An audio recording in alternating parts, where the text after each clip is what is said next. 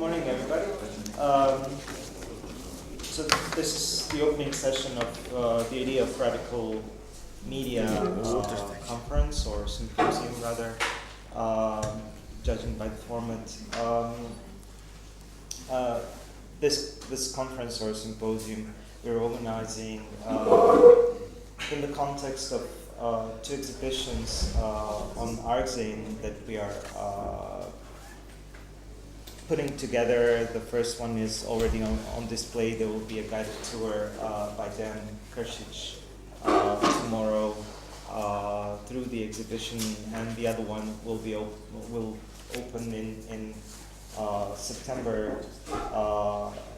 The first one is dealing more with aspects of design and communication.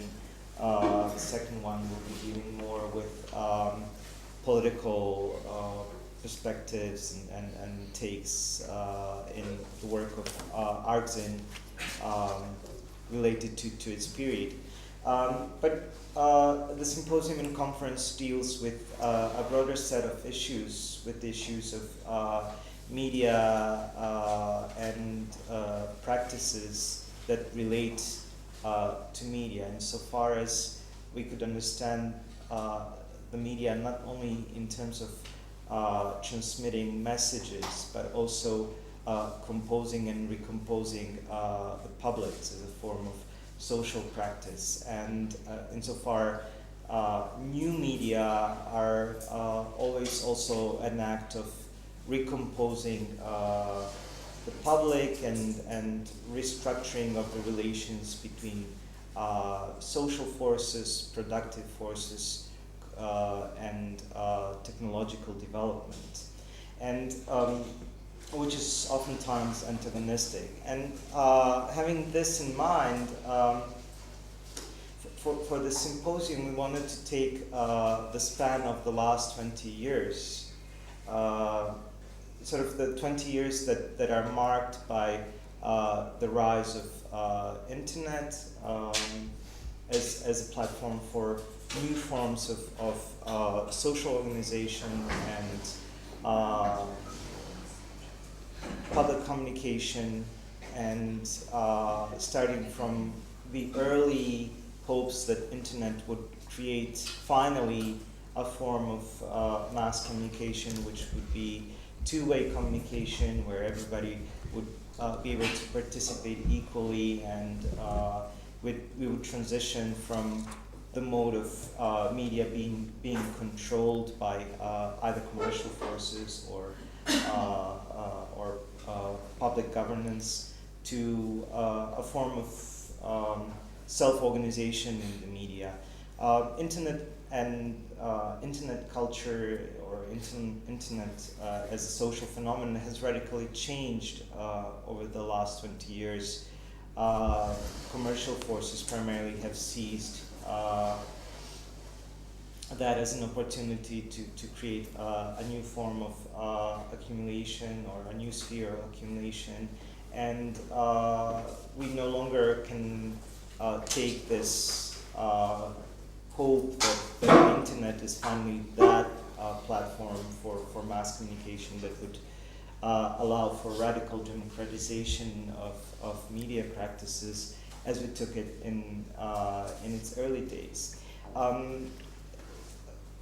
This sort of long span of internet context is also interesting for our interest into Arkzin, because Arkzin emerged in early 90s, mid 90s, and was kind of concomitant with the rise of internet, and in its work has reflected on the new media-related practices in politics, in activism, in art and culture, and in that sense has formed the local discourse around the political values of new media, and has brought certain practices to the fore through its own work. So this is one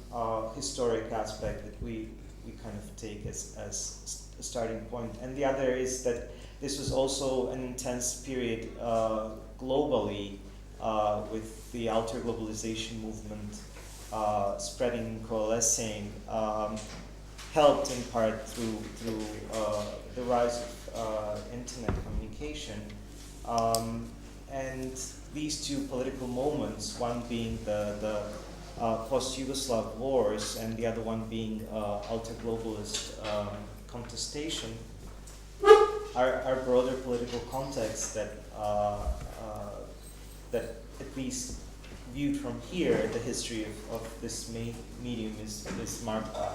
So these are some of the topics that we wanted to open with the conference and symposium, but also to look at how media-related practices in politics, art, culture have been developed throughout a longer historic span of the 20th century.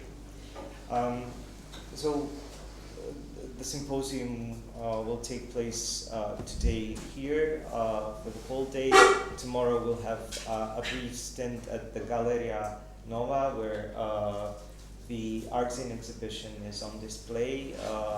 There will be a talk there by Branka Čurčić and the guided tour by Dan Kršić. And tonight, this evening, we also have a concert in a location that is walking distance from here, Studentski Centar. It's a theater house there. There will be somebody to guide you there later. I should also say that the conference is organized within a collaborative project that Multimedia Institute MAMA is running together with Berliner KZ from Berlin, Kuda.org from Novi Sad, Kontaktpunkt from Skopje, and Mute from London. The broader project is dealing with something that we could say is an expanded or reactualized notion of aesthetical education, so a Schillerian notion viewed from a particular historic conjuncture of today and also technological conjuncture of digital networks. So in our first session today, we have two speakers who will be speaking on developments in technology, particularly software and hardware, and economic interest therein from a Marxian point of view. They will be focusing mostly on open source and data mining, so two practices that, at least in my view, have kind of a red thread, of historic development that runs through them. In a way, the emergence of free software could be viewed in the light of primitive accumulation in software. Prior to 1980s, free software or every software was kind of free because it was a complement that the large IT companies would deliver to their customers together with big pieces of machinery, mainframes. And software itself was developed more in a collaborative or cooperative fashion, whereby developers would develop certain functional code shared with their peers, working either at research institutions or academic institutions or R&D institutions. Their peers would study the code, improve it, correct if there were any bugs, and in that sense, it was a form of commons or a form of collective good that was created in that manner. But in that period, around late 70s, early 80s, the IT companies began to understand that software itself and this also comes from technological advancement and increased level of abstraction in hardware itself, that the software itself can be packaged and moved across platforms, and thereby a process of commodification and enclosure of software code was initiated. In response to that, Richard Stallman said or decided that he wants to create a form of collaborative software creation that would maintain it as a collective good. And out of that, GNU Linux operating system and many other pieces of free software were created. But then in this historic pendulum, free software itself has become a favorite tool of the largest IT companies of today, such as Google and Amazon, who use it to build their large data centers. And basically, it's a free input for them, and it's no longer destructive. It's the data sets that are important for them, and one could understand from what's going on there that property sometimes is not important for commodification. This is not singular for software sphere. I mean, if you look at the processes of commodification of public education, you can see that there is also stark differentiation, economic differentiation that comes with commodification without the change of mode of ownership happening. So in that sense, this is the historic arch that our first panel will cover, and on it we have Katarina Peović Vuković, who is assistant professor at the Faculty of Philosophy in Rijeka. She's also editor of the Croatian magazine for theory and literature, Libra Libera. There are a couple of copies outside if you want to have a look. She teaches media and cultural theory at the Department of Cultural Studies in Rijeka. In 2012, she published a book on media and culture, Ideology of Media After Decentralization. From 1998, she is a member of Autonomous Cultural Factory, also known as ATTAC. And to her right is Matteo Pasquinelli, who is a writer and academic researcher. He completed his doctorate at the Queen Mary University of London with a thesis on the new forms of conflict within knowledge economy and cognitive capitalism. He wrote the book Animal Spirits, a bestiary of the commons, and together with Witzke Maas, the Manifesto of Urban Cannibalism. He writes and lectures frequently at the intersection of Italian and French philosophy, media theory, and life sciences. His last research project is dedicated to the influence of German neurology on the French genealogy of the notion of biopolitics. He's a member of the international collective Uninomade. Correct. And with this, I give word first to Katarina. We'll first have a talk, then a brief Q&A question. The second talk, a brief Q&A question related to Q&A session related to the second talk, and then we can open the debate to broader topics. Katarina, please. Thank you, Tom.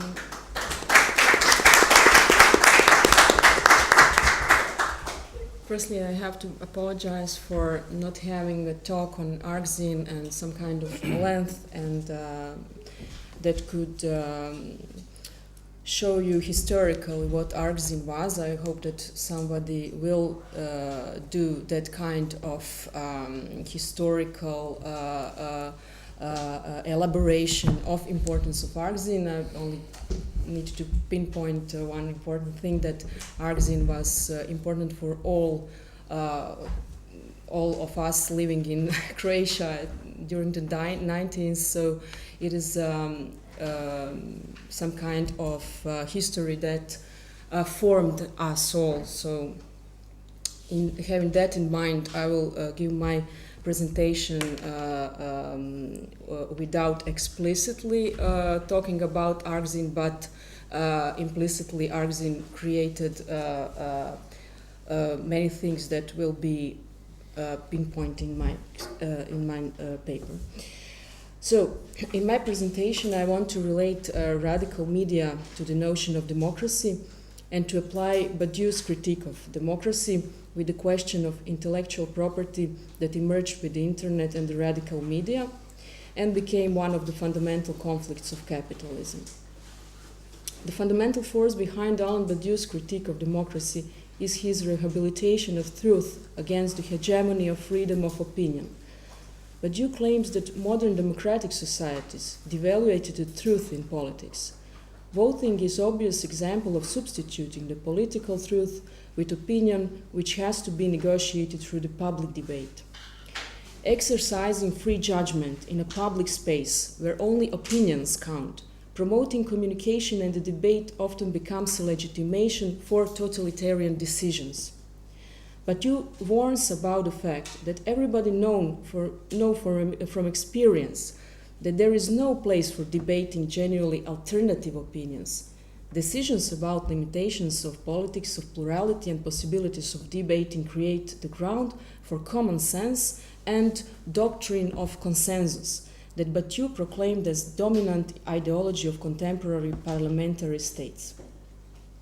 Badiou doesn't elaborate, as everybody knows, the internet as an example of an occurrence of an event or the site of an event, although his analysis has been appropriated on the matter of open source revolution, for example, Daryl Campbell's analysis.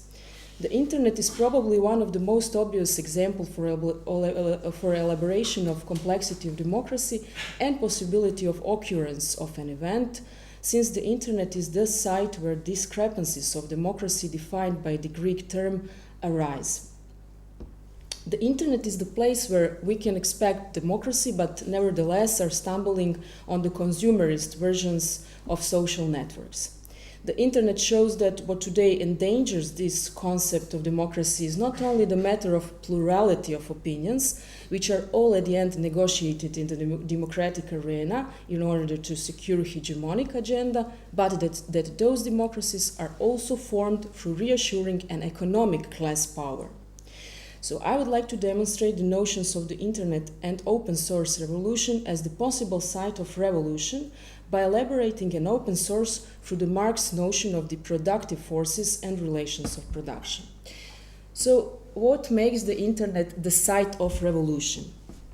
I want to elaborate open culture as a general intellect. Internet radically decentralized production and distribution of information, as it is the only media that allows direct connection of two users without hierarchical mediator. There is no need here to elaborate the structural concepts behind the internet, primary TCP/IP protocols that allow direct peer-to-peer communication between two computers, but only to note that those foundations of decentralized structure of the net communication are fundamental reasons for initial optimism and notion of media democratization. Such structure have two mutually conflict modes of elaboration.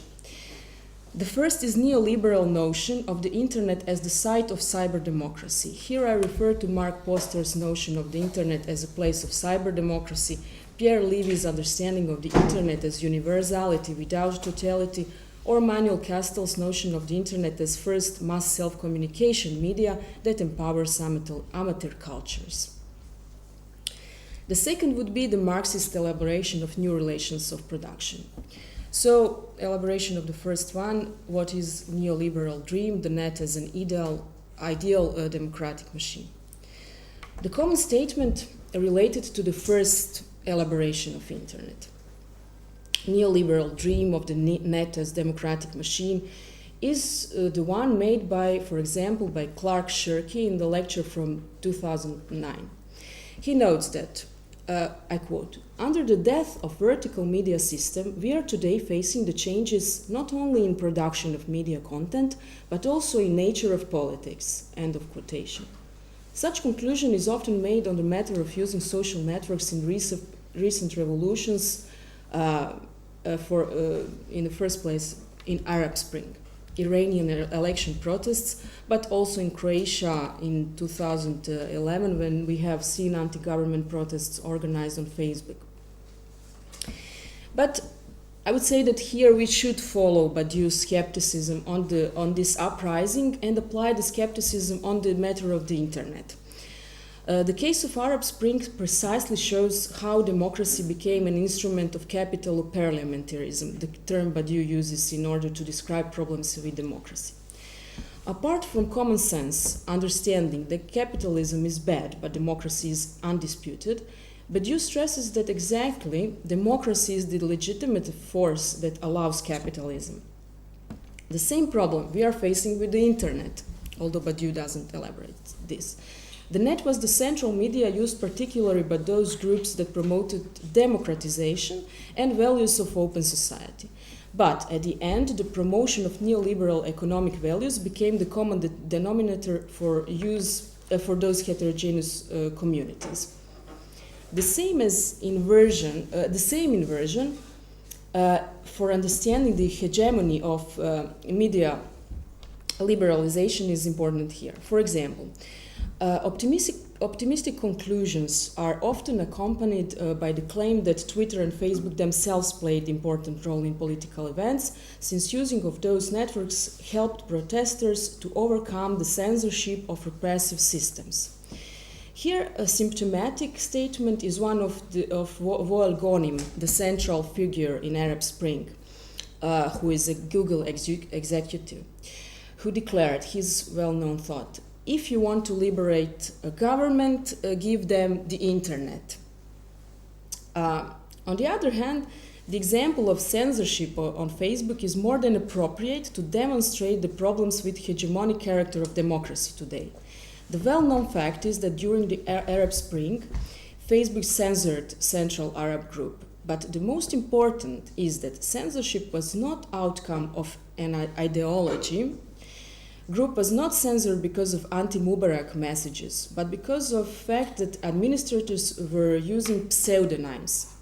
Advertising models that turn participative public in profitable data have no use of anonymous participants. The example shows that democracy, as well as democracy on the internet, at some level surely promotes universalism of opinions, but on the level of economy, such debate is not possible. To quote Žižek from his study on violence, capitalism is the name of truly neutral economic symbolic machine. In other words, opinion debates are preferable as long as they don't interfere with foundations of capitalist economy. Here we could also discuss the example of Arkzin and radical media, although I used the example of Facebook. The process of turning radical media into the models of mainstream culture, the process allows genuine, authentic media models to become dominant ones. Such are definitely participative media models introduced in early radical media that are appropriated by mainstream in the non-radical form, but in the non-radical form, of course. Yeah.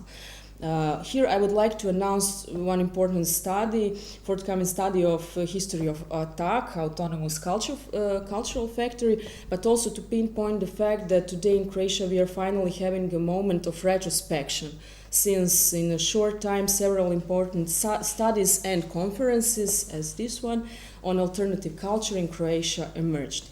Those studies and conferences are also showing something which was not their initial aim. The radical models developed by Arkzin, Attack and Mama are today incorporated in less conflict modes or even in the forms of political partisanship programs. Here I don't have time to elaborate, but post-Marxist theoretician Raymond Williams gave one important and useful model of understanding this kind of appropriation of alternative culture into dominant ones. Raymond Williams would have named those models that are appropriated in dominant culture oppositional modes in order to distinguish them from authentic alternative modes of culture, where Arkzin was authentic alternative culture, we now have some other modes of cultures that are oppositional, that only have an aim to oppose dominant culture and to replace it, as Syndicate of Bicyclists or some other important examples that even turned into political party. We would elaborate this also from the point of view of this process of appropriation of alternative modes into dominant culture. But firstly, what are alternative economic modes related to radical media, and are they truly revolutionary? Alternative modes emerged with the concept of free software, which was promoted before anything else as pragmatic solution for the scientific and technological development. As you all know, maybe here it is not important to elaborate in details, Richard Stallman, a founder of Free Software Foundation, was working in MIT in the early 80s and reacted to the company's, as he said, natural right to own software. Stallman decided to develop the non-proprietary software version of licensed Unix program named GNU. GNU project promoted free using and modifying of software as long as it is distributed under the same conditions. Open software norms later applied to various cultural artifacts, music, design, literature, etc. Stallman insisted on a pragmatism of sharing that allows maximization of progress. Open software subversion in its beginning was a subversion within the system. Nevertheless, it turned out that an idea is one of the most conflict ideas of capitalist reproduction, and idea that is demasking the role of democracy today. The internet crystallizes as the site for new Paris Commune, not because of its universalism, pluralism of identities, and democratic options, which are all at the end smoothly appropriated by the system, but because of its conflict character on the matter of economy or on the matter of intellectual property. And here I think that Badiouian argumentation must be accompanied by this economic analysis. A few examples, I will only list a few examples that show that intellectual property is one of fundamental conflict in capitalism today. Platforms such as Shutdown Gigapedia created an open library with more than 400,000 ebooks available for free downloads. Before 2012, academic publishers including Cambridge University Press, Elsevier, and Pearson Education and other organizations organized action against copyright infringement as criminal business and shut down those sites. Public debate often hides the intrinsic altruistic character of this sharing. Such motives were clearly present in several cases, among which is the latest one of Aaron Schwartz, activist who made publicly available JSTOR academic journal articles, after which he was prosecuted with 2 counts of wire fraud and 11 violations of the Computer Fraud and Abuse Act. Charges carrying a cumulative maximum penalty of 1 million in fines plus 35 years in prison, which, as some insinuate, led him actually to suicide in January of this year. A transformation of the term hacker from its contra-cultural meaning with its contra-Protestant work ethics into definition that is based on illegal character of her actions is also important here. It is also related to this example. Of course, the best example is one of the law battle against piracy, postponed SOPA and PIPA acts and signed anti-counterfeiting trade agreement as statutory instruments to give courts the power to grant orders to other entities suspected of infringing copyright. Law battle against piracy is more than a clear evidence of conflict character of free software movement and the evidence of the fundamental force behind such an idea that is devastating for the cultural industries. It was clear that the aim of these laws was to redefine the fundamental decentralized structure of the internet and to reaffirm capitalist logic of centralized production and distribution. So these examples show two problems with the existing democracy and capitalist mode of production. Firstly, the institutional fight against piracy is legitimated as fight for authors and their rights. In their legitimation, public debate disavow the profit industries make on authors and the fact that the role of industries is newly mode of production is only to parasite between authors and users.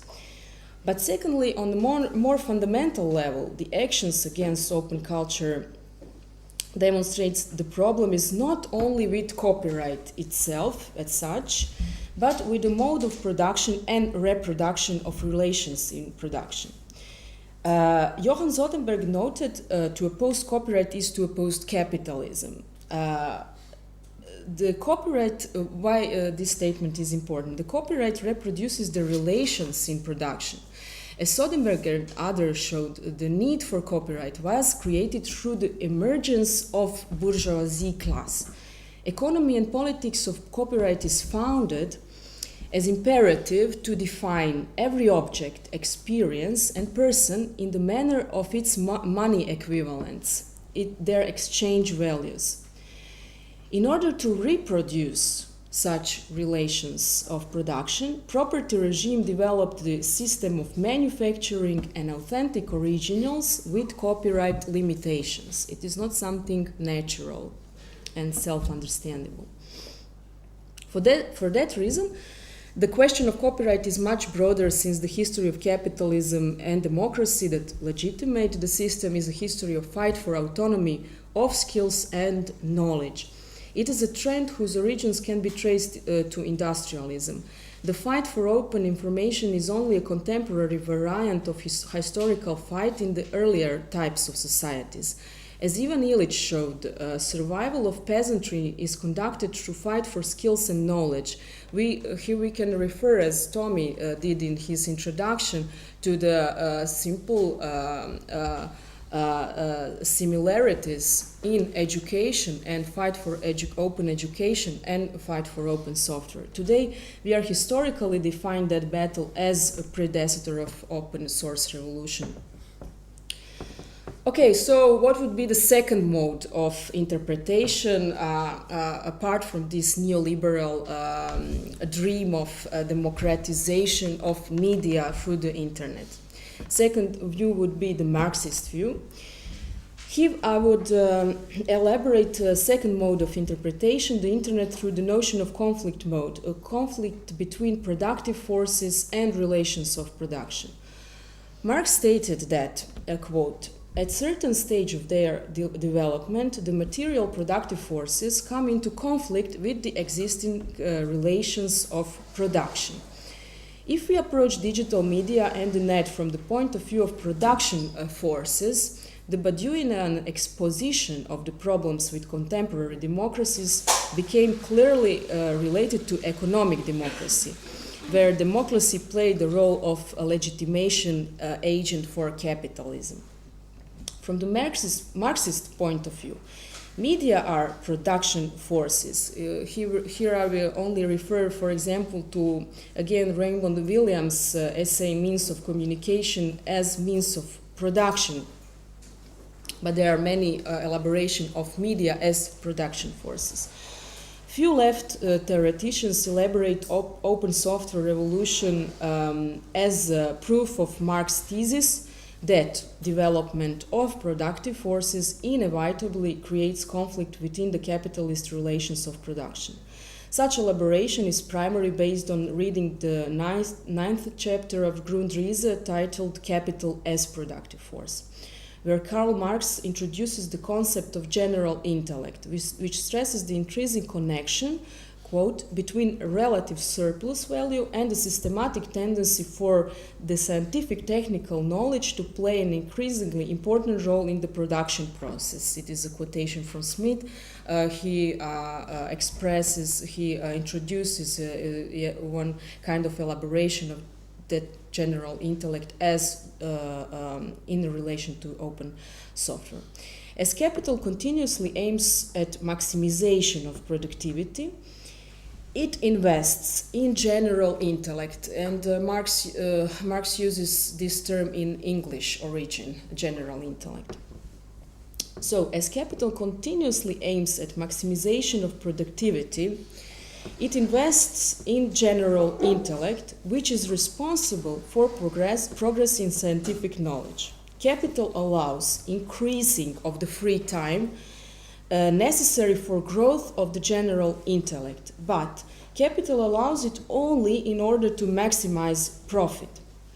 Marx's theorems always intended to reveal the character of relations that seem natural and unproblematic. Marx reconstructed relations between goods and their values, between wages, price, and profit, relations between profit and working hours, etc. In Grundrisse, Marx explained the paradox of capital and presents some kind of solution, so I will briefly quote a paragraph from Grundrisse when this is obvious.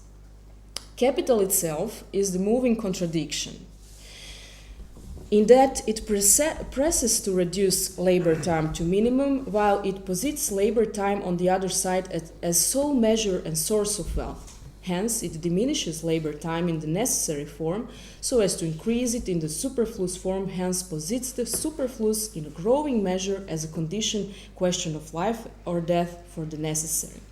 The most developed machinery thus forces the worker to work longer than the savage does, or that he himself did with the simplest, crudest tools. If the entire labor of a country were sufficient only to raise the support of the whole population, there would be no surplus labor, consequently nothing that could be allowed to accumulate as capital. End of quotation. So, what Marx is stating here is fundamental for increasing the profit and is fundamental for understanding this unnatural relation between increasing profit and scientific progress.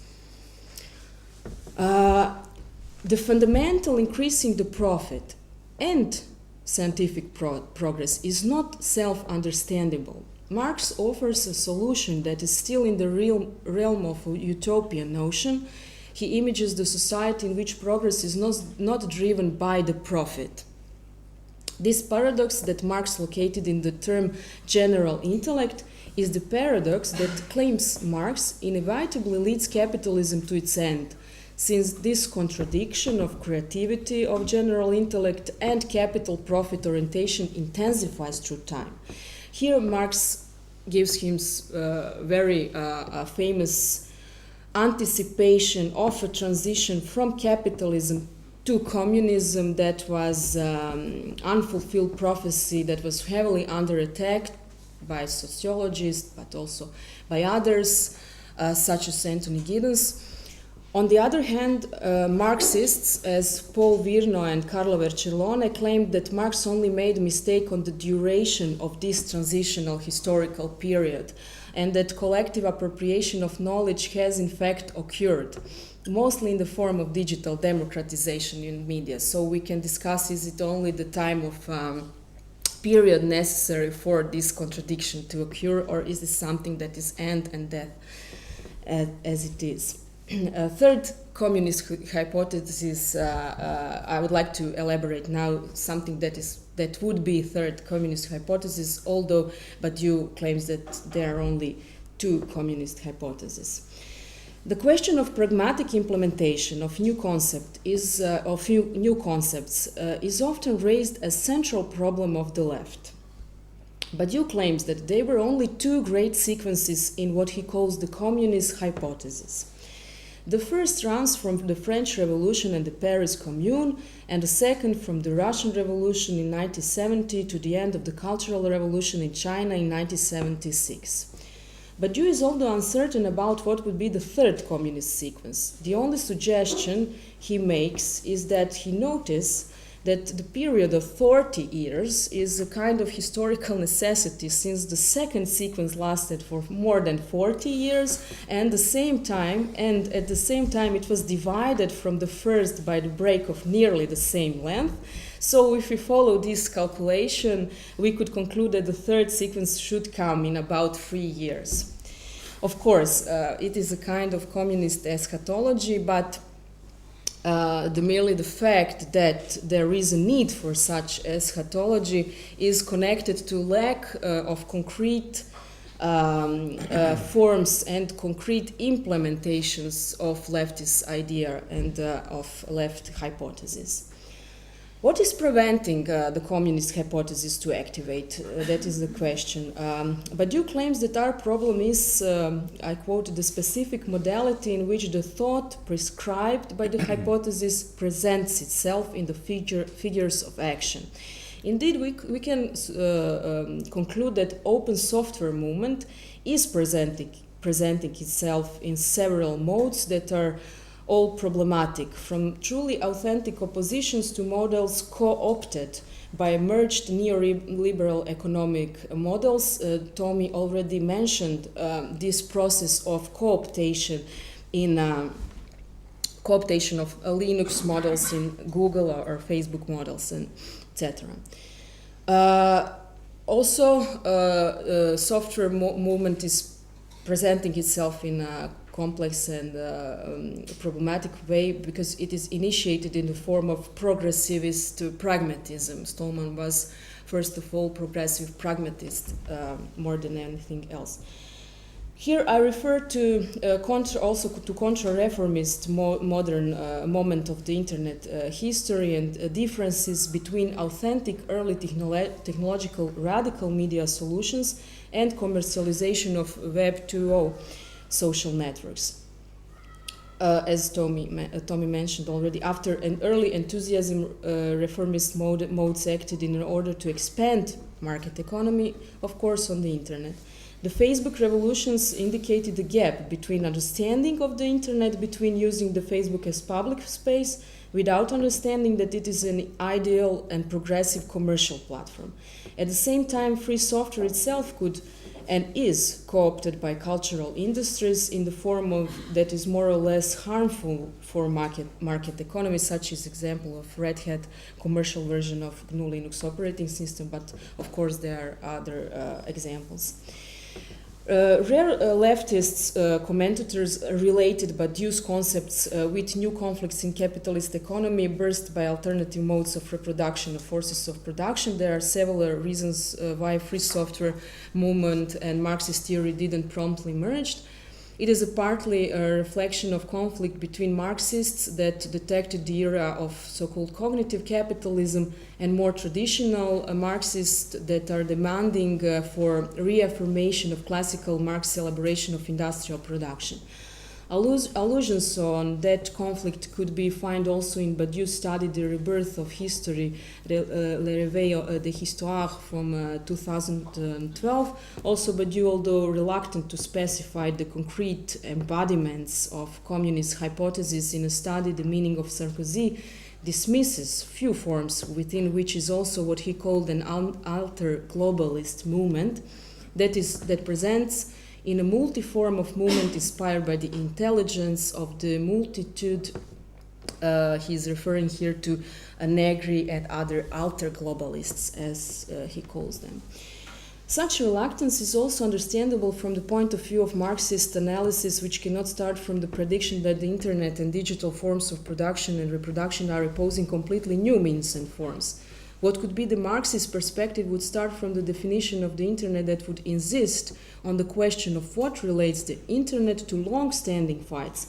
In other words, the question would be not what the communist hypothesis can bring to the internet, but what the internet could bring to communist hypothesis.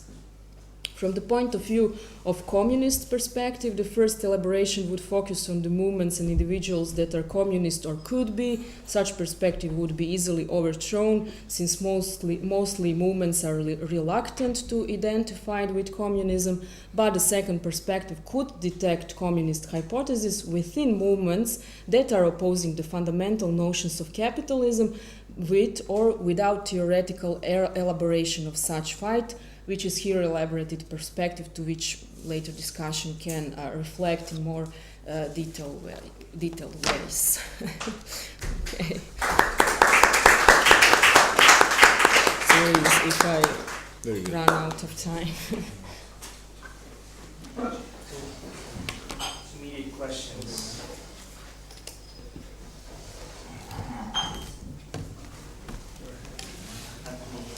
Yeah, I just had one, well, I don't know, it's contentious, but just to pose the idea that rather than thinking of the internet as a means of production, you could read the same, kind of sections from the Grundrisse and pose the idea that as kind of exchange value becomes more and more the kind of key sort of form of capitalism, the form that's kind of most prominent and visual,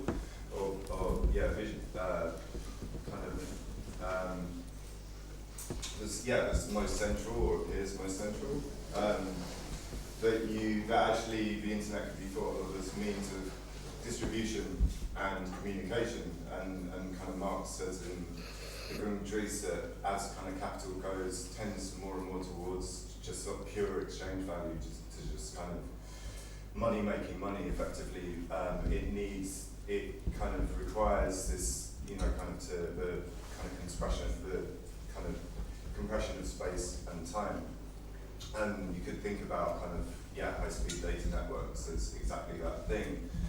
And with at the same time, Marx is kind of looking in the 19th century at transport networks and communication networks, and he says these tend to be built by the state. They tend to be, they may be like later annexed, or they may be, kind of subject to sort of rentier accumulation. But largely these are not costs for capital, not immediately, at least in a kind of infrastructural sense. They're not circulation costs, they're not costs that capital absorbs. That's sort of the role of the state. And you could think about that under a kind of neoliberal logic and that as, kind of the status of free software is somewhat has facilitated these forms of circulation and distribution and communication, also not at the cost of capital. So this sort of kind of free input that Tommy mentioned is actually a role that the state might have played in the past. I mean, although that's quite complicated with the history of open source software, in that it does, the full history of Unix does involve kind of state and university education kind of inputs as well. So I just wanted to sort of propose that you might read it like a different way, and not see the internet as a means of production, but see it as like definitely something crucial for capital, but more in this kind of other kind of sector, communication, distribution, transport. You mean internet is not primarily productive force, but it is some kind of special example of capitalist accumulation? No, more that it's so in the kind of sectors that Marx defines, like it wouldn't be means of production, it would be means of like communication, circulation, which he sees as like the state in his own times. The state bears the burden of the costs of those to facilitate capitalist accumulation. Yeah, as you mentioned, it is a rather complex question because means of communication and distribution merged with means of production forces. So it is more complex than in Marx's time. So there is no easy answer to that one, I think, but absolutely. I think that you pinpoint one of the most important example why there is conflict between Marxists and what could be named as people who are dealing with Linux or hackers, or I don't know what name we could use to define them, but because of not seeing that Linux and internet as such, I would say, is important in accumulation of capital. Important factor in accumulation of capital, and that accumulation of capital is reformed itself from the Marx time. it is said to actually acknowledge that there is no connection between those theories, and that those theories could merge together, but they are not merging together, I think, because there is no understanding. I hear, well, primarily what I wanted to do here is to pinpoint the fact that leftist critique of democracy and capitalism rarely include open software movement. And I would like to know why, but it is not an easy task, I would say, because of exactly as you mentioned, it is difficult to define what Marx defined as productive forces. And apart from that, we are now dealing with communication and distribution and internet as first means of communication and production. So it is not an easy task, but I think that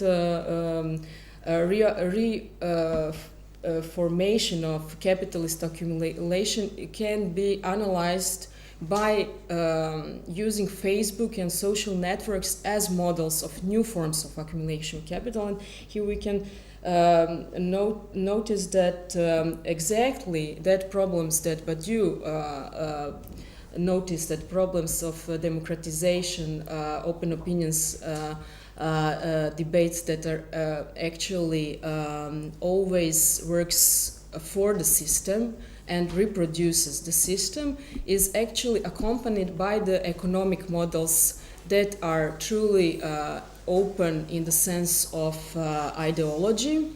So also we have to mention that your question, as well as my elaboration here, would also need to pinpoint the fact that we are dealing with so-called post-industrial society, and all those differences are important here. But the fact is that reformation of capitalist accumulation is dealing with what Badiou calls what Badiou calls this kind of hegemonic debate in public open sector. So Facebook and other social networks are good models because public debates are its structural ontology, I would say. But accumulation of capital is situated in the structure of that network and not in the public debate that is running on those networks. So I would say that also this appropriation of radical media models that were activated during the early 90s that are appropriated in these social networks today is a topic that needs to be addressed in order to understand what is today hegemony of democracy and what is today hegemony of capitalism, I would say. I'm not sure that I answered your question, but reading Rodriguez and others would ask for me a deeper insight in his work. Yeah, I suppose in a way I'm saying you know, maybe if you looked at it this way around and understood the internet as means of circulation, then Marx's analysis would fit, because he's saying precisely the same thing in a way that you're saying, but this is something that capital doesn't pay for, but it appropriates into its kind of means of production and becomes central to it. And that's what Marx says about transport networks and communication networks. As well as domestic work, yeah, it's all part of this kind of reappropriation of unpaid sector. Yeah, you can see it, but I think with communication it's absolutely crucial. So, you know, the state, you know, effectively establishes communication networks and also secures energy resources. This is what states did in the 19th century, this is what they still do, and resource wars around that, you know, stem from that. That's not capital primarily. Capital might accumulate on that, it might be crucial to capitalist accumulation. It might start to interact with the state and sell private services. Yeah, but it's radically different from those times that Marx were explaining, isn't it? In what sense? In a sense that it is not state organized anymore. It is. But it's not on capital's balance sheet either. That's the point of. Yeah, but it is. Maybe then a kind of reimagining of what the state is, or what these kind of extra state, extra capitalist actors kind of are. I think if you look at open source, a lot of it is developed in an education sector. So where do you draw the line? Yeah, but in both cases you have commercialization of those sectors. No matter whether it should be state organized or it should be non-commercial, commercial elements are trying to appropriate and to commercialize those sectors. So it is actually a process that is common for education and to open software both.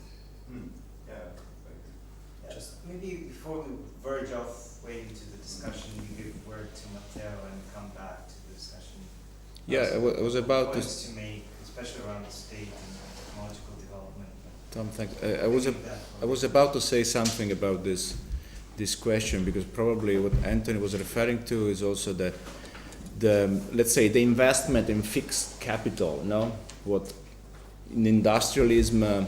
Capitalism was used to do so was to put a lot of money in machine. That was like the way actually surplus value was accumulated and amplified. So the machine had a clear impact in the budget of capital. Today with free software, paradoxically, you have this like a lighter weight of fixed investment in fixed capital. So there is a clear ambivalence of the free software as a machine in this case, not as a means of communication, but as a means of production, because on one side, of course, is a sort of mean of independence, but at the same time is something that can be easily used by IBM, for example, to sell more hardware. So it's interesting how the impact of free software is on the side of capital as well. And of course, today we are in between all this ambivalence and all these ambivalence terms that completely overlap each other and no longer in the same categories of Marx time. But I mean, in Marxian terms, this ambivalence of fixed capital is the crucial point today, because it's like today the variable capital, the worker has been introjecting all the machines that were on the budget of capital before. And this, however, is producing also a problem of valorization for capital. The reason why the knowledge society was not able to make as much profit as industrial society. And that's the reason why Western economy are like slowing down, because they have, and this could be a point of possible autonomy for all of us, who knows? So it's totally obscure and nebulous today, these issues. And if I maybe start, I wanted to refer also to a third sphere that we could attach to the network, as Anthony was underlining. So taking the internet as a means of production, means of communication, but also what I was trying to prepare for today was like to take the network as a means of valorization. So the problem of value and the problem of valorization in all of this debate that actually introduced quite well. I'm happy we're first, so I don't have to repeat many things. And the title of my contribution is The Number of the Collective Beast. It's a bit apocalyptic, but precisely because I found that this coming of communism, eschatology, will be the 21st of June 2014, 3 minutes before Badiou's calendar. And so it's a good way to, anyway, so the title sounds a bit heavy metal, but it's not. It's like has some more clear historical references. And when Tom invited me and then Peter, I was proposing to discuss this problem of value in today's let's say media activism, or definition of tactical media, also because it was one of my first I consider one of the black hole in the media debate in the 90s. And I will try to bring four practical empirical examples of how we consider the network form as a form of valorization.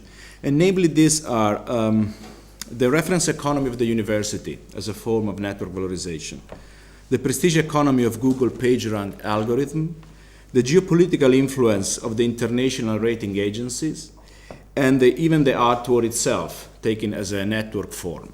And before this, there are like few pages of history of philosophy that will make everything more difficult because the conclusion is too easy to understand. And I would like to start with the definition, with the problem of value in Marx. So, all these different scales that are so big problems for us today. So, some authors argue that in Marx we have a bicephalous conception of value. In his interesting book, More Heat Than Light, Mirovsky, for example, show how Marx drew from two models common to the science of his time to describe the arcane of the genesis of value. In Marx, there would be, so to speak, a thermodynamic measure of surplus value and a gravitational measure of surplus value. A measure inspired by Carnot and a measure inspired by Newton. One metric and the other topological. One based on horsepower and the other on the field of forces. One based on the working time and the watch, the clock, and the other on socially necessary labor. One measure, this is substantial, and one relational. Clearly, none of the two models fit perfectly the flesh of living labor. The issue is still open today, and we are still struggling within it like in a straitjacket. How do we measure value today? This is a crucial question, and there is no consensus about the answer. Interestingly, the innovative rupture represented by the Foucauldian biopolitics was, according to Deleuze, the introduction of power as a field of forces, as an abstract social machine that replaced the old model of power and political economy based on the thermodynamic machine, the machine of the Industrial Revolution. In an interview with Negri, Deleuze once noticed how the model of machine is at the same time a model of society. And also this is interesting for us, also talking about information machine.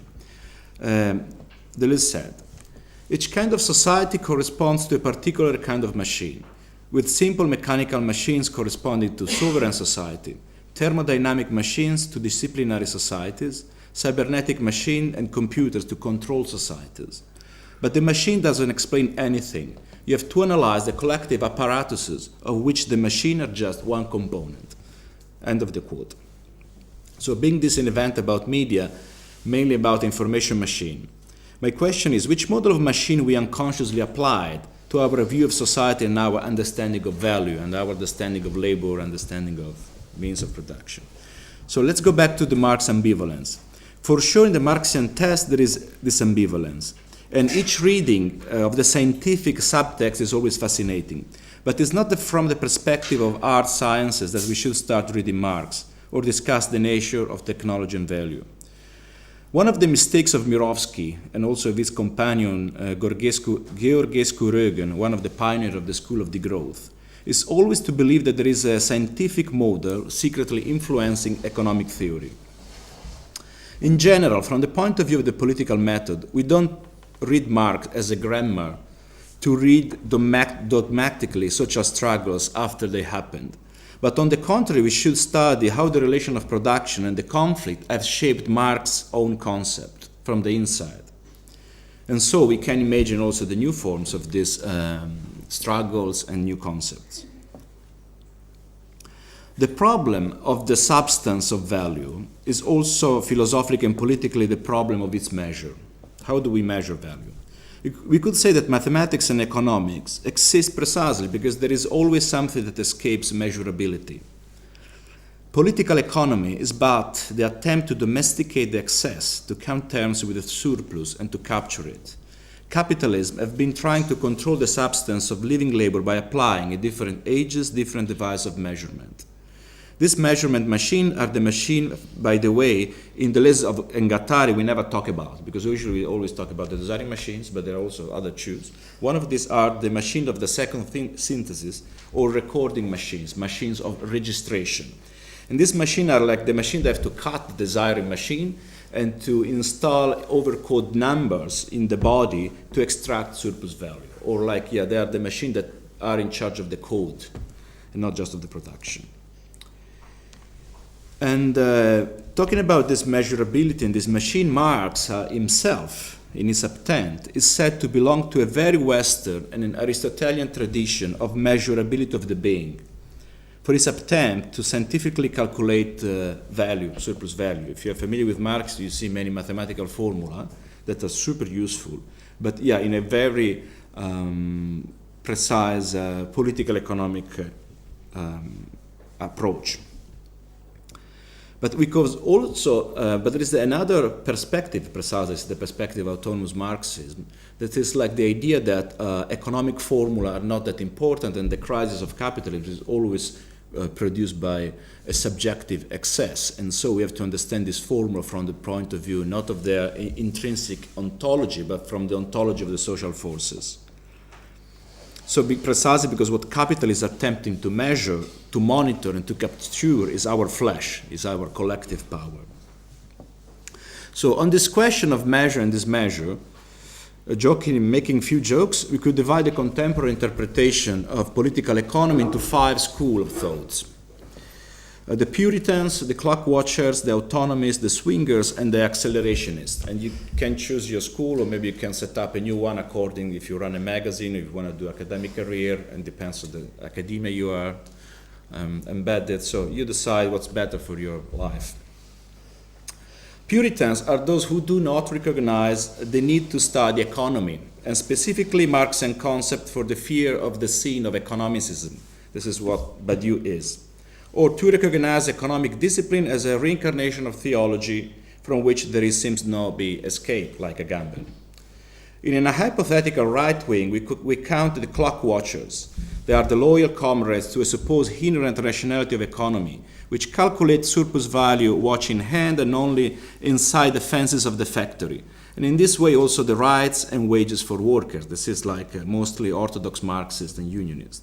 On the other hand, the autonomists recognize the surplus, the excessive surplus of living labor beyond all the measurements of economic rationality. They consider the entire metropolis outside the factory as a productive space, and then, of course, the self-determination of subjectivities before any codified right, more or less, yeah, the area of autonomous Marxism.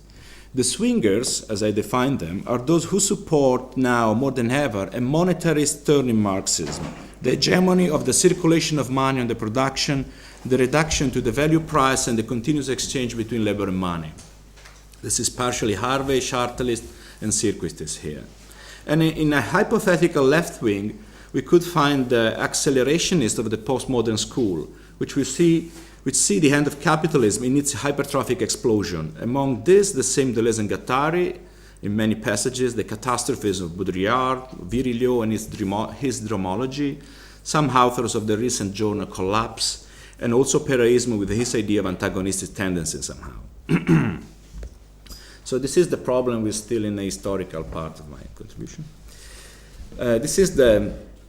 We tried in this way, I tried to summarize the problem of value. This is the problem of measure, the problem of excess, that altogether compose the problem what is today a collective power, a collective agency, that is connected to the debate on the common, on the definition of the common. As presented in Commonwealth by Arte Negri, the notion of the common is originated within the crisis of Marx's measure of value and within the problem of the unit of such a measure. The production of a social factory of the metropolis as a factory is said to be out of measure, and for sure, time is no longer the unit of measure of such a production. To substantiate the idea, the hypothesis of the common, Arte Negri go back to the Marxian idea of capital as an accumulation of social relation, and they call the common this production of social relation. In the 1844 manuscript, the young Marx introduced a similar idea, but very controversial, Gattungswesen, the human as a species being. The species being is the main feature of human nature in its social dimension, or if you prefer, in its dimension of political animal. As Nick Dyer-Whitford reminds, this concept of Gattungswesen emerged from the concept of alienation in Marx, and has been criticized for being too much humanist and naturalist. Nevertheless, it's right in this page that Marx states that nature is man's inorganic body. But this is another debate, another problem. Today we could take this idea of the collective beasts, of the collective, of the Gattungswesen, to re-elaborate and adopt adopted this concept as a concept of post-humanism, homologous to Foucault's fields of forces, to Deleuze and Guattari's body without organs, and to the becoming machinic of the multitude. Today, of course, we should embrace this idea of the collective monster as a social monster, facing the future, not an hypothetical, unconscious principle of nature. So similarly, the idea of the common attempts to show the collective beast at the center of the contemporary capitalism under a form of a species being, of a social being. Specific apparatus of measure, control and capture are necessary to domesticate such a beast. So recall, after evocating this collective creature, we have to understand which new technology, which new devices are used today to impose this number to the collective beast, to see which machines of registration we have today to codify this flesh. So finally, I enter the second part where I give more practical example of all these theories. So in this, my contribution is the attempt to clarify which are today the new empirical models of valorization. In the industrial time, we had the machines, the thermodynamic machine, as a way mainly to measure labor in form of time, energy per time, calories per time, more or less like that. So new empirical models of valorization must be introduced to understand the metamorphosis of capital under the pressure of the social forces and technology of the last decades, and to see how this technology of valorization influence in their own the composition of new subjectivities.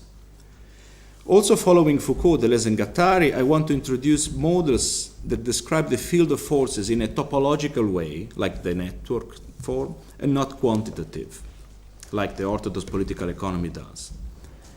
The systems of ranking and rating, I guess you are familiar with the meaning of this word and how these words are used today, from rating agency to the ranking algorithm of Google and so on. So the general system of ranking and rating are apparatus used today for the measure of the field of value, but of course also for the control and the capture of the field of social relation that produces very value. I propose 4 examples, as I said at the beginning. The reference economy of the university, the attention economy of the internet, the prestige economy of the art world, and geopolitical influence of the international rating agencies. They all function as networks of valorization, as giant octopuses in different kinds of oceans. For reason of clarity, I suggest to distinguish between ranking, that is a machinic and objective form of measure, and rating, that is a political and subjective form of measure. But actually, all these models can be considered different incarnations of the same machinic diagram. They're very similar to each other. I just make this separation to describe them better and to highlight them differently. So, by ranking, I mean a position in a certain range according to an objective procedure, a method, an algorithm, as it happens in the evaluation of academic journals, in the results of the Google search engine, or in the calculation of the number of your followers on Facebook and Twitter. No specific number. A number. By rating, on the contrary, I mean the position on a scale according to a system of subjective assessments based on recognition, trust, and support by person with or institution with whom a complex network of relation has been built. See the art world, but especially the international rating agencies, which offer the assessment to investors in a poor political fabric, geopolitical issues, conflict of interest, mainly the interests of banks and so on, and the fact that they give you all these letters, A, B, C, A plus, so on. So I define the first diagram as machinic because it implies the use of codified procedures, and the second diagram as political because it implies the ancient political art of building consensus, trust, and social alliances on the basis of informational relations, mainly. At the end, they are all machinic systems according to Deleuze and Guattari. And referring to Marx's chapter on machine and capital, it's interesting how, however, this ranking algorithm, the proper algorithmic machine, they always install formally on previous informal structures of rating, like the internet. We have our social relations, they're very informal, and then Facebook and Twitter, they map perfectly. And we have this tension between the real living network or your life and this abstract structure that are represented on the media. So what I would like to focus as much as possible is the whole social field of this collective nebulous beast we don't have a name for, that is fluid and manifold. Obviously, the global network and the social networks are today the best example to illustrate the giant network for the production and registration of social relation. On a smaller scale, but with a significant economic impact for many of us, we can introduce the case of the art world. This is also based on networks that are informal, fluid, and non-hierarchical, and not too much institutional. But also the mesh of social relation constitutes also the substance of this institution that we perceive as granitic. Take the university. It's precisely an incredible organized system of social relations. So I start to describe briefly this four model. And the first model is precisely the reference economy of the university as an example of institutional and machinic mediation. And it is in the German university at the end of the 19th century, the place where the ranking system for academic publication and for academic author was introduced, tracing and calculating the number and the metrics of bibliographic citations. More citation, the greater the academic importance of a given text. And this is the same model that inspired also Google PageRank algorithm. No? The way Google Page works is precisely imitating the academic reference, all the citation from one bibliography to another article of more or less important academic and so on, and all this greed of value. But as is very well known today, every university researcher is still capturing this measuring apparatus that determines his career and his gradient of competition. So if you're within the academia, you have to be very attentive, to how many articles you write and how many citations you get back to your articles. If nobody's mentioning you, technically today, especially in England, you are measuring that way. Your ranking is super low, especially with the new implementation in UK. This ranking system crossed the whole global economy of the university today. And along with other form of indexing, the university, I don't want to mention here, is also used to measure the overall value of university and their prestige in the global ranking. The university, they have different degree, different rank according to also these different practices of indexing.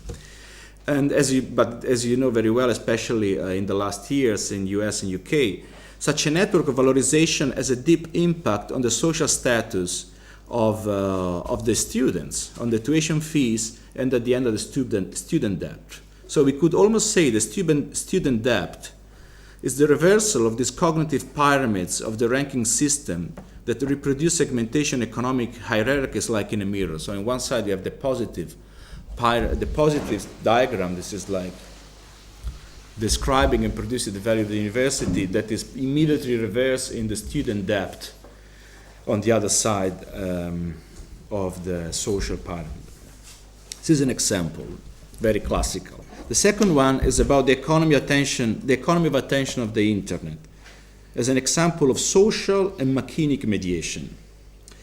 The search engine Google was born applying the diagram used to measure academic publication to each document of the web hypertext.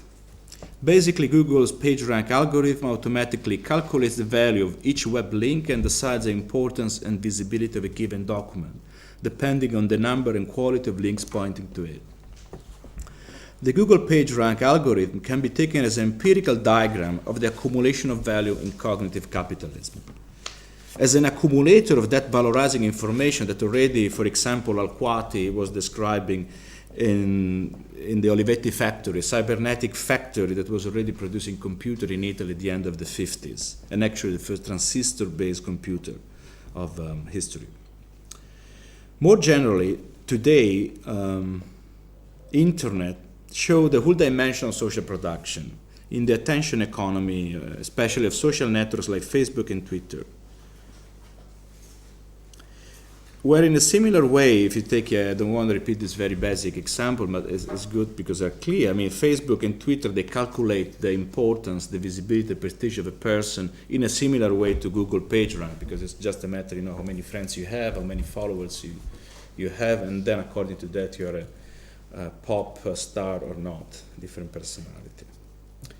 The third example, the economy of prestige in the art world as an example of social and political mediation. Sounds on a closer inspection, the economy of attention that the internet has made visible has always been at the heart of the spectacular economy of mass media, and especially of the art world.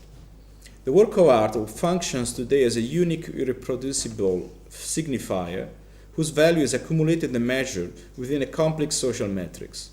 In this network of valorization, at the center of which we find the artwork, very codified roles are connected to each other. Authors, curators, critics, galleries, collectors, exhibitions, international magazines, museums, and the audience. It is enough to browse the main art journals to see how contemporary art is a careful social engineering more concerned about the delicate hierarchy of name-dropping than aesthetic issues. Such a media circus has its climax in the international auction houses, where notoriously artworks are sold to astronomical figures for purely operation of speculation, financial speculation, and money laundering.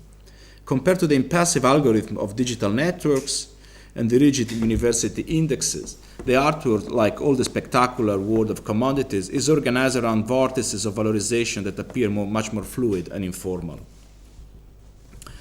The last example, the economy of trust of rating agencies as an example of institutional and political mediation. At the geopolitical level, the rating agencies show mechanisms very similar to those that we have tried to explain to other scales. From recent chronicles of the global crisis, we know as the fate of public debt, for example, is in the hands of private rating agency, the armed wing of giant financial interests that in this way influence the destiny of entire countries. We could say that political and institutional apparatuses engineered by this organization represent most clearly the machinic substrate of the economy of debt, since the degree of speculation on debt depends on the amount of trust that is numerically assigned to a given company or country. Moreover, is the media amplification of the rating announcement from these agencies, AAA, A+, attached to any country, to your country, and the related mass hysteria that made these agencies machine of political and biopolitical governance. These agencies are total institutional actors, but their effect is completely in the sphere of language and performative acts. And it's funny when they have legal troubles, like United States or some government wants to bring them in front of international tribunal, they apply the First Amendment of the United States Constitution, and they claim that this kind of assessment they do is freedom of speech, of course with gigantic influence of that. And here is like another ambivalent. The rating and ranking mechanisms is a new form of political control and production of new subjectivity and social competition replace the traditional discipline of time of the Fordist industrial metropolis.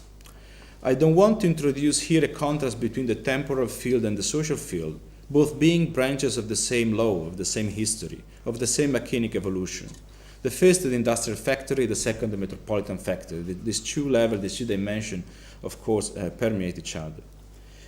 The paradigm, for example, of cognitive capitalism must always be compared with this model of vertical accumulation of social relation, measurement, and governance of competition.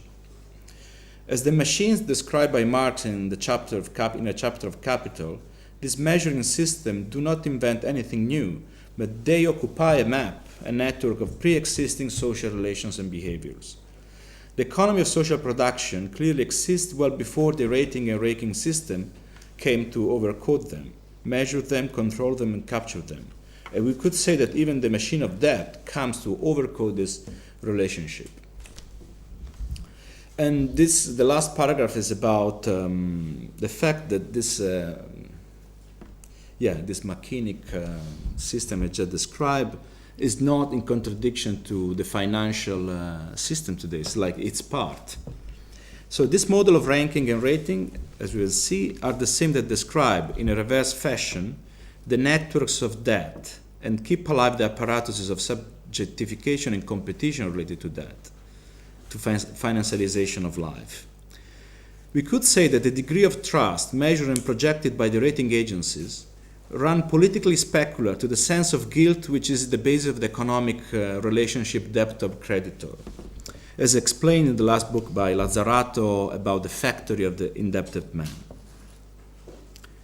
These new devices of debt, this new machine to register debt, let's say, they do not replace cognitive capitalism, but capitalism, cognitive and machinic. Sorry, I lost the track here and it's totally wrong.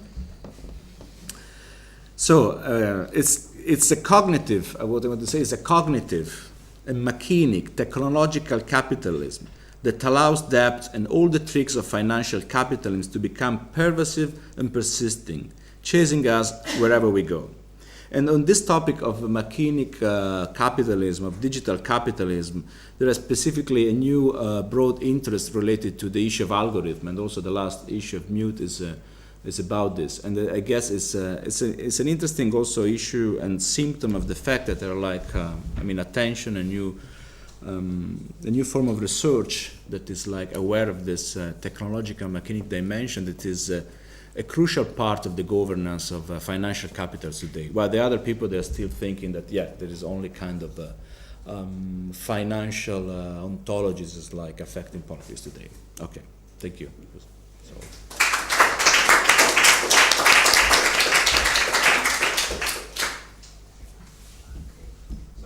Questions for Matteo or questions in general?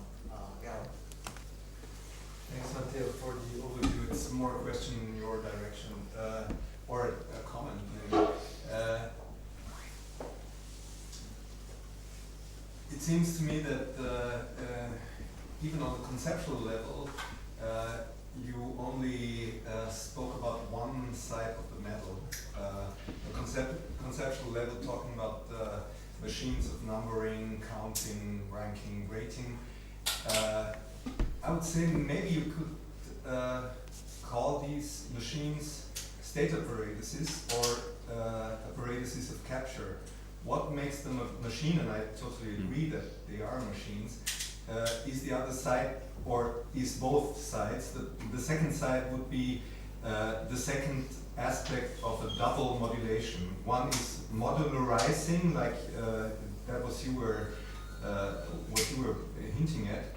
Modularizing means measuring time and space, but the other side would be modulating in the sense of smoothing time and space. And I think this we have to add this. For instance, in the academic or university field, of course, we have this, or not in the field of knowledge production, I would say, there is this problem of lifelong learning becoming imperative of lifelong learning, the prison of lifelong learning. And this is exactly a situation where you see that it's not only about counting, numbering, measuring, but also about smoothing, about not coming to an end. It's about infinity of learning, of the imperative of learning. And you could think of these aspects also in all of the fields you were hinting at. No, absolutely, yeah, right. And this was a very kind of generic overview, and also I did this scheme taking 4 examples, that were like in a very schematic way. But what I was trying to address was precisely the problem of empirical mode of measure. It was very almost fixated on the number dimension. But of course, the machine has a bigger scale, a bigger dimension. And one of the problems, for example, for me is connected to this scale. How long, how big, what's the dimension of it, is also the problem of accumulation. The fact how this concept of accumulation that is like behind the notion of capital itself is not very well described by much literature. And this is another thing that is missing. I was just precisely taking this machine and the way they were making measure, but not in the way they were able to jump on the other scale, to accumulate all these numbers, figures, and relation, and to produce long-standing effect, institution, and more broader effect. I mean, just to add on this, but on one side, like the Google example, there would be something which is a little bit like making it more vacuum, but on the other side, making, or in some way, even like would be better fitting to your argument, because you know that the page rank actually is not used anymore since, let's say, 3 to 4 years. It's still at the center. Used, but it's really not in this kind of like scale anymore, and they call it now trust rank, which is this kind of idea that they're really coming from ranking to what was the second one, to rating actually. So it is again in some kind this kind of hand-picked idea, which is also infinitive of course, but which has this kind of like new way of or gog of measurement. So is there something like where you would see like there's a change in this kind of like not only measurement of the value but also the production of the value, because I think it's a completely other scheme actually to measure this kind of value. Yeah, I wrote an article about this precisely, and probably it was 2008. It was starting with page ranking, was finishing with trust rank. But in between you have Panda. This is another implementation of the Google. I mean, the Google algorithm is like an incredible mystery for all of us, because we know how it is started, but I wouldn't know how it works today. And there has been this modulation that has been introduced. I didn't study much, but the name Panda is according to this Indian engineer. And it's true that, also I guess it's as part of the pressure of social media on the ontology of Google, precisely this trust level that is like, they also try to, because the page rank is precisely following a specific algorithm. There is also a project that was called Trust Rank that actually has been abandoned because probably was like an attempt to develop an open source approach to the problem of ranking. And on Wikipedia, I remember I checked a few months ago, there were like just an obituary to the project and something like that. And the way, I don't know, I cannot add much about this if not the fact that, it's such it's an incredible pressure exercised by social media, almost a switch in ontology, because Google is no longer at the center of this attention economy. If you look statistics, they say, for example, Facebook is like driving more traffic, no? On Google, I don't know, I'm not updated on the last ones, but it's this incredible shift that makes even this algorithm obsolete compared to the machinic intelligence of the social, no? Because it's just us producing all this relation.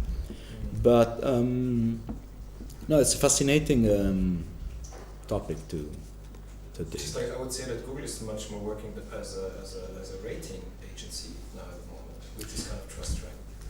You know, it's not anymore like relying on it's the algorithm, both. but it's somewhere. No, it's somewhere. But it is this kind of idea to actually handpick again.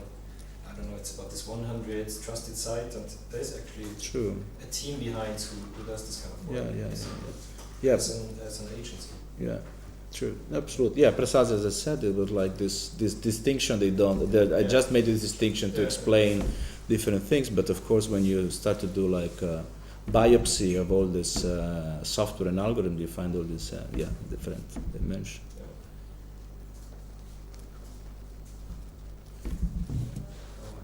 So I just had a question about this, like if Google was a diagram of the accumulation of value, then where would you put the question of remuneration? So if you can say that Google kind of calculates, and what it's calculating, its measurement is in a sense like is indexed to value, like actually capitalist. I'm not sure if you mean capitalist value, but if it is indexed to capitalist value, then how is that converted into real prices and costs? How would you conceptualize that relationship, even to remuneration? Because it's clearly that Google isn't the engine of remuneration, like AdSense doesn't, that's not how stars make money. No, but the thing is, there is like another missing model that I didn't mention, because it's too traditional. It's like the TV economy, or like the economy of the mass media society after the Second World War, how advertisement was part, even today. I mean, it would be the most basic example according to the Naomi Klein's no logo, no period literature, the fact that the advertisements like the 90% of the cost of the sneakers and the material cost is like 10%. So that would be another practical example to understand that explain the same thing. And today I don't know, but it's clearly that if you take the internet, Google has a clear function to give value to advertisement, or even to, let's say, to the social value of a specific commodity, pop star, product, music file, a specific thing. And then that has an effect on the price and the market, even outside the internet. I mean, the internet has its own market. It could be digital exchange of files, its own star economy, a kind of prestige economy, but this is affecting also, I believe, the outside economy. The problem is the friction. I believe there is an influence, but also there is I don't know how to measure that kind of gap between this kind of social value and the real economic value, and the problem of the transmutation of value into cost. But the problem of this thing is the fact that in the time of let's say the mass media advertisement, but we are still in that kind of mass media society. How you precisely describe the value of a commodity today, and what's the component of the media visibility, or the media hype, the media, contribution to that, no? Yeah.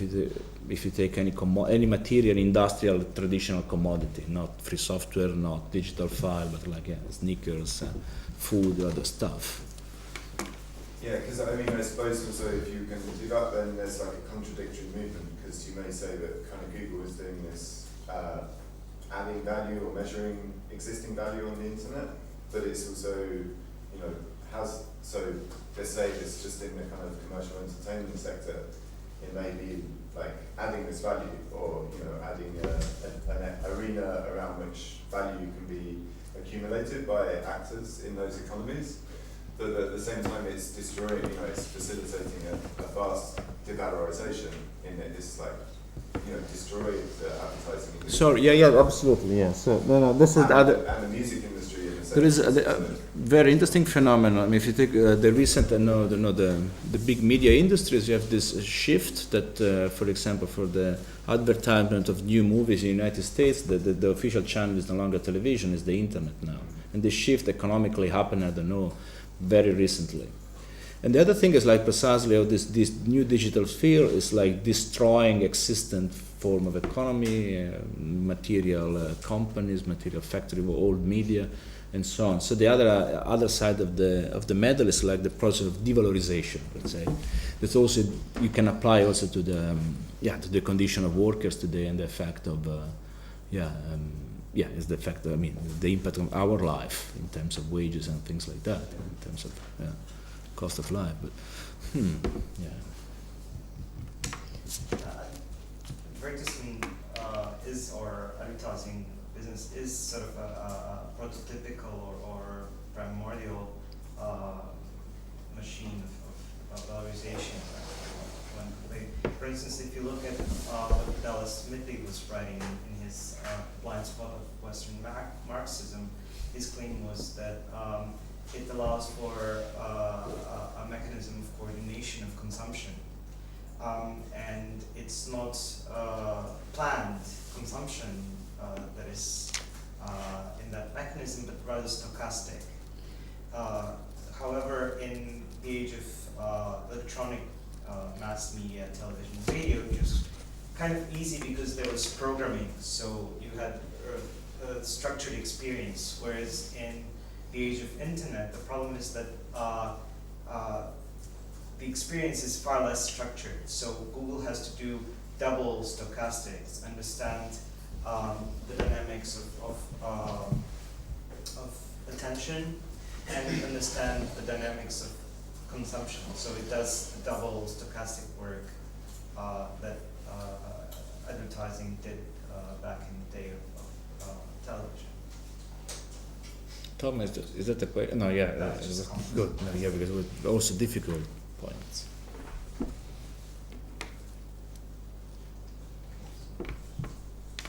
If there are no other questions, I think you will. So another round of applause for our speakers. Uh,